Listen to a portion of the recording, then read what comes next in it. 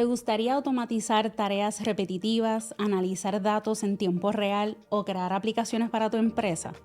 En este video te explicamos qué es Microsoft Power Platform, cómo funciona, cuáles son sus herramientas principales y por qué es una solución poderosa para empresas que buscan mejorar su productividad.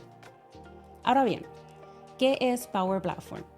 Es un conjunto de herramientas low-code, no-code diseñado para empoderar a usuarios empresariales a crear soluciones tecnológicas. La plataforma se compone de 4 herramientas principales que se pueden trabajar juntas o por separado para transformar digitalmente tu organización. La primera es Power BI.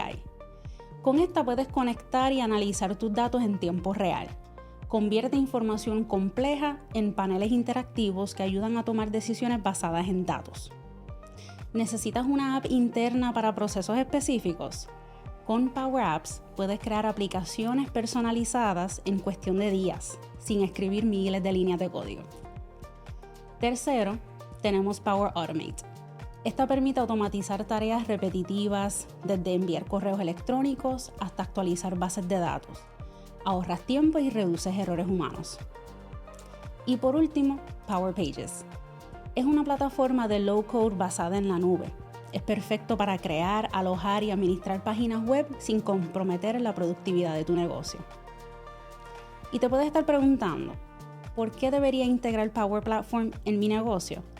Algunos beneficios son ahorro de tiempo y costos operacionales, mayor agilidad para adaptarse a cambios, empoderamiento del usuario final sin sobrecargar al equipo de TI, integración nativa con Microsoft 365, Dynamics y cientos de otras aplicaciones, seguridad y cumplimiento respaldado por Microsoft. Todo esto convierte a Power Platform en una herramienta estratégica para empresas que buscan digitalizarse de forma rápida y escalable. En Inbit somos expertos en Microsoft 365 y podemos ayudarte a implementar Power Platform y otras herramientas para optimizar tus operaciones, automatizar procesos y tomar decisiones basadas en los datos reales.